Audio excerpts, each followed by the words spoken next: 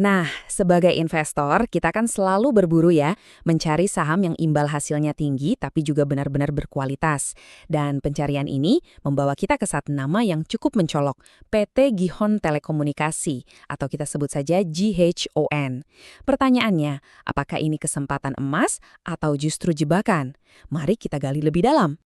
Oke, lihat angka ini, 10,34%. Inilah yang bikin kita semua noleh.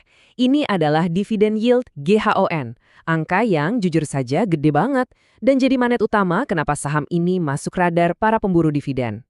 Biar lebih kebayang, coba kita bandingkan. Imbal hasil GHON itu bukan cuma bagus, tapi jauh banget di atas rata-rata sektornya yang cuma di kisaran 4%. Ini bukan sekedar menang tipis, ini namanya anomali, jomplang banget. Dan disinilah pertanyaan terpentingnya muncul. Biasanya kalau ada sesuatu yang kelihatannya terlalu bagus, kita patut curiga kan? Apakah GHON ini pengecualian? Atau jangan-jangan ada udang di balik batu di balik angka fantastis ini? Oke, untuk menjawab keraguan tadi, kita harus mulai dari dasarnya dulu.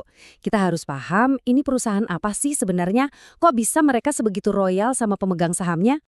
Jadi, Gihon ini mainnya di bisnis infrastruktur menara telekomunikasi. Mereka memang bukan pemain raksasa, tapi mereka cerdas. Mereka fokus di area-area panas, seperti Jabodetabek, di mana permintaan data itu tinggi banget. Dan yang penting, mereka ada di bawah payung grup besar, tower bersama, yang pastinya kasih stabilitas lebih. Nah, tabel ini nunjukin posisi mereka dengan sangat jelas. Coba lihat kolom kapitalisasi pasar. GHON ini kelihatan kayak anak bawang ya di antara para raksasa. Tapi, jangan berhenti di situ. Geser pandangan Anda ke kolom paling kanan, margin EBITDA. Lihat, di angka 82%, efisiensi mereka itu bisa diadu loh sama para jawara industri. Jadi pesannya jelas, kecil bukan berarti nggak efisien. Oke, bisnisnya kelihatan solid dan efisien. Sekarang kita masuk ke bagian yang paling ditunggu-tunggu. Kita bongkar isi dompetnya. Apakah kondisi keuangannya beneran sehat untuk bayar dividen sebesar itu? Kalau kita lihat dari kacamata valuasi, GHON ini kelihatan menarik. Rasio PI dan PB-nya lebih rendah dari rata-rata industrinya. Artinya apa? Simpelnya, harga sahamnya bisa dibilang lagi diskon kalau dibandingkan dengan pendapatan dan nilai aset perusahaan sejenis. Ini yang bikin dividennya kelihatan makin seksi. Tapi, kemudian, jreng-jreng, kita ketemu angka ini. 115,84%. Ini adalah rasio pembayaran dividen GAHON. Nah, angka di atas 100% ini, sekilas, bikin alarm di kepala kita bunyi kencang. Loh kok bisa? Ini kan pertanyaan yang wajar banget. Ibaratnya gaji Anda sebulan 10 juta, tapi Anda bagi-bagi uang ke orang lain 11,5 juta. Kan nggak masuk akal. Dari mana sisa uangnya? Apa mereka jual aset atau ngutang cuma buat bayar dividen? Ternyata jawabannya ada di konsep free cash flow. Begini cara gampangnya. Di industri menara ada yang namanya biaya depresiasi. Ini biaya gede yang mengurangi laba bersih di atas kertas. Tapi sebenarnya nggak ada uang tunai yang keluar. Jadi laba bersih kelihatannya kecil, padahal uang kas real yang masuk ke brankas perusahaan itu jauh lebih besar. Nah, dari uang kas real inilah mereka bayar dividen. Jadi sebetulnya aman. Dan ini bukan cuma asumsi kita loh. Pihak manajemen, dalam hal ini Direktur Utamanya Pak Rudolf Nainggolan, sudah menegaskan sendiri kalau mereka memang berkomitmen bagi-bagi dividen. Jadi ini adalah kebijakan yang disengaja, bukan kebetulan.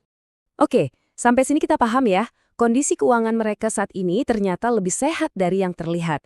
Tapi ingat, investasi itu selalu tentang masa depan. Jadi, ayo kita lihat ke depan, apa saja peluang dan juga ancaman yang menghadang GHON. Untuk sisi positifnya, prospeknya cerah. Ada potensi kerjasama baru, permintaan infrastruktur buat 5G dan Internet of Things itu pasti naik terus.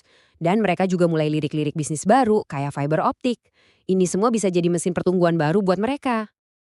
Tapi, kita harus selalu seimbang. Ada juga tantangannya. Kalau para operator besar merger, jumlah penyewa menara bisa berkurang. Pendapatan mereka juga sempat stagnan. Dan yang paling krusial, bisnis mereka ini sangat bergantung pada beberapa pelanggan raksasa. Kalau pelanggan besar ini ngerem belanja, GHON bisa langsung kena imbasnya.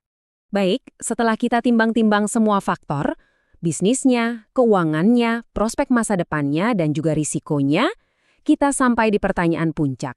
Jadi, berapa sebetulnya harga yang wajar untuk saham ini? Nah, sebagai mentor, saya mau tegaskan satu hal penting. Tidak ada yang namanya satu harga yang benar. Valuasi itu lebih mirip seni daripada ilmu pasti. Beda asumsi, bisa beda banget hasilnya. Dan inilah buktinya. Lihat betapa jomplangnya hasil dari 3 model valuasi yang berbeda. Model DCF yang fokus ke pertumbuhan ngasih nilai paling rendah. Sementara model DDM yang fokus ke dividen ngasih nilai paling tinggi. Rentangnya lebar banget kan? Jadi, apa cerita di balik angka-angka ini? Pesannya sebenarnya sangat jelas. Pasar saat ini melihat GHONN sebagai sapi perah, bukan kuda pacu. Investor membelinya karena mengharapkan aliran cash dividen yang stabil dan rutin, bukan mengharapkan ledakan pertumbuhan bisnis yang agresif. Pada akhirnya, keputusan ada di tangan Anda masing-masing. Tugas saya di sini bukanlah untuk memberikan jawaban beli atau jual. Tugas saya adalah membantu Anda untuk bertanya pada diri sendiri pertanyaan yang paling krusial. Dan inilah pertanyaan kuncinya. Apakah Anda investor tipe pencari gaji rutin yang stabil dari dividen? Atau Anda tipe investor pencari bonus besar dari kenaikan harga saham yang pesat? Jawaban Anda untuk pertanyaan inilah yang akan menentukan apakah GHON adalah sebuah permata tersembunyi untuk portofolio Anda atau sekedar sebuah jebakan dividen. Coba renungkan baik-baik.